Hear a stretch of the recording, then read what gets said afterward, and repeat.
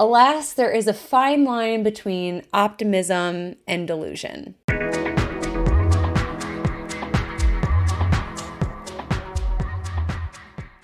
On March 13th, the sun is going to conjoin Neptune in Pisces, and this is perhaps a bigger deal than previous Sun-Neptune conjunctions in Pisces because we are building toward a beautiful, fantastical Jupiter-Neptune conjunction in Pisces, which will be exact on April 12th of 2022.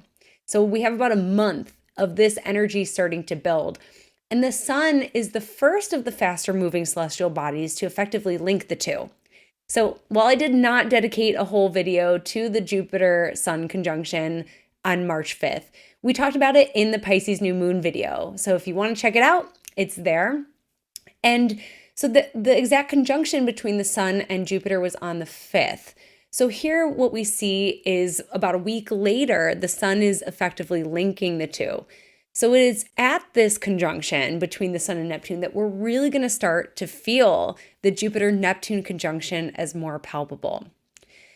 So I want to take this as an opportunity to introduce us to the Jupiter-Neptune conjunction because this aspect is going to define a lot of the spring that we are headed into because it is almost the spring equinox. Wow, this time is really flying by. All the planets are direct right now, so time is just flying by.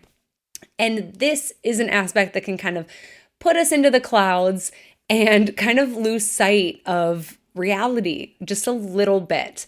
So because this aspect is going to be happening in Pisces, it's going to be happening around 23 degrees of Pisces. So you want to check to see where that is happening in your chart and which planets it's talking to.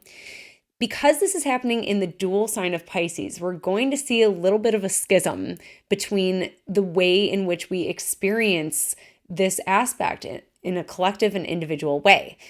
Going back to the Pisces new moon conjunct Jupiter, I noticed so many people were having this schism, as I said, between their experiences. Some people were on cloud 9. The blessings were raining down, feeling abundant, prosperous, joyous, celebratory, feeling connected and supported by spirit in a very big way. Others were in their feelings, lots of big feelings. Lots of tearful releases, feeling tired, feeling sleepy, maybe feeling overwhelmed. We've been through a lot in the last couple years, you guys, and it seems like the issues keep getting bigger and bigger and more. And here, on top of everything else, we have this crisis between Russia and Ukraine that's sending its reverb effects out into the rest of the world.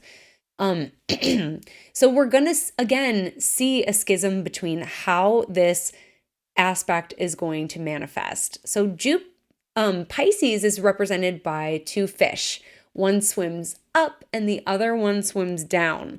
So let's give us the good news first. So one way that the Jupiter-Neptune conjunction can manifest is magic. It's a glitter rainbow cloud that just keeps getting bigger and bigger and bigger. Both of these planets have a lot in common, but there is a fine line between them. Jupiter is optimism. Neptune can be delusion. But the thing I'll tell you about Neptune is that it's very similar to virtual reality and dreams. Have you ever woken up from a dream laughing or crying? Have you ever woken up from a dream that kind of set the mood for the rest of the day? Similar with VR. If you put on a virtual reality set, which I personally haven't, but it's as if you're there.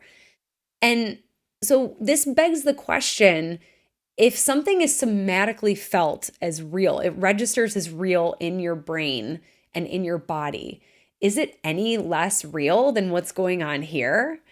I often think about how so much of my consciousness exists in the technological space versus here, and how it is like this astral plane. It is like this other realm that we exist in. And so that's Neptune's job. Neptune's job is to blur the line between fantasy and reality. What's real? The other difference I can explain between Jupiter and Neptune that's really subtle is that both of them deal with expansion and possibilities. Jupiter has us chasing distant horizons, has us chasing that white rabbit. but only one takes us down into that rabbit hole.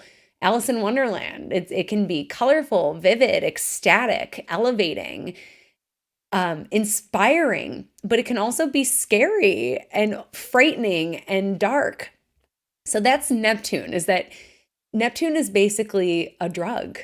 And it is those experiences, that high contrast terrain of experiences that creates art, it creates music, it creates illusion.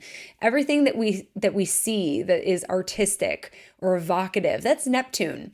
And so Neptune can really produce that somatic experience in our body that, it's like Instagram. You see a photo and your brain just registers it as real, but we know that that's no one's real life. We know that. But it's still what happens in our brain. So that's what Neptune can do. Neptune can be a little tricky, and for better or for worse, right? Because I think we're going to see this schism show up where people are emerging from basically our third COVID winter. We're excited to be out. A lot of people are going to feel that infinite, boundless hopefulness about the world. People are going to feel celebratory. This Jupiter and Neptune are boundless. They don't know boundaries very well, and it's hard for them.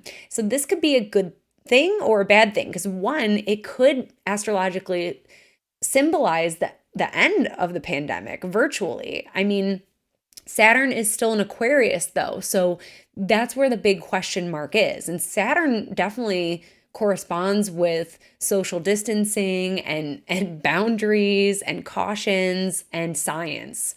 But this Jupiter-Neptune conjunction feels celebratory and welcoming and heart-opening and expansive. And it just feels very inspirational, like all roads are open, all possibilities are open. And I think people are taking this, there are many people who are seeing the positive sides of this, where we have an opportunity to create resets in certain areas of our lives personally, as well as within the collective infrastructure.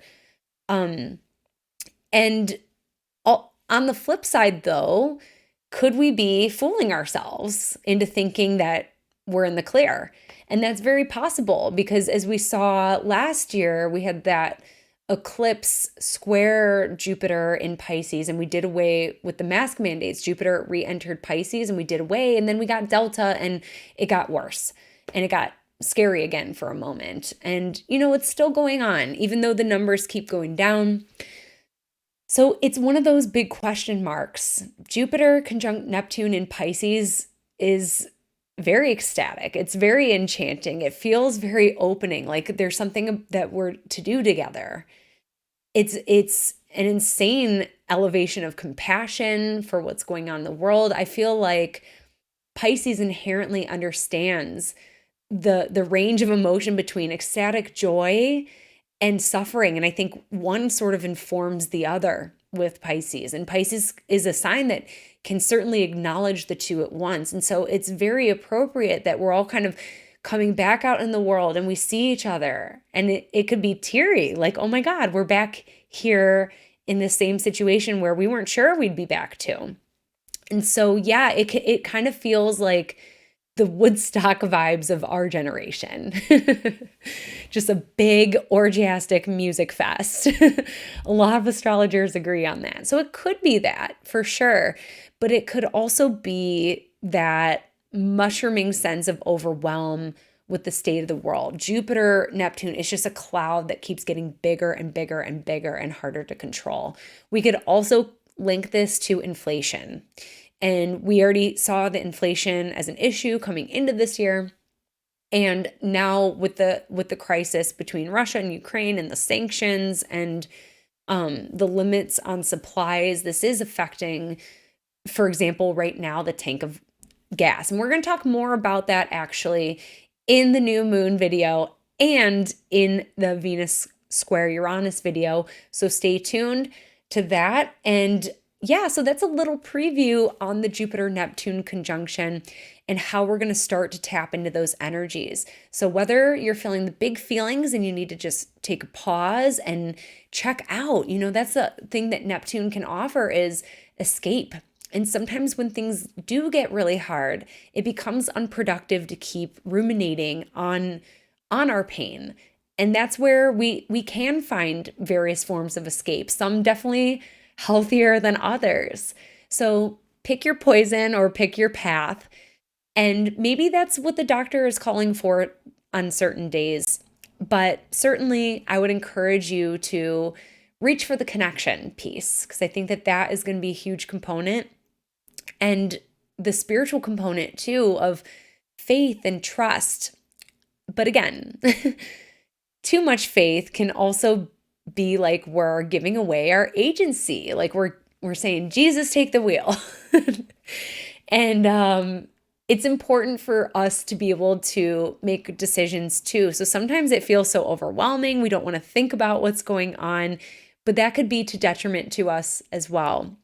So this is one of those aspects that could be so magical, so uplifting, so inspirational, but we have to handle it with care, because these two planets, when they get together, they don't do very well with limits. So take it in stride and take it slow. We've got time. And that's a little bit about the Jupiter-Neptune conjunction. And I will catch you next time. Thanks so much for tuning in with me today. Book your next astrology reading with me by visiting my website, where you can also sign up for my newsletter and stay up to date on courses, events, and new articles. Bye.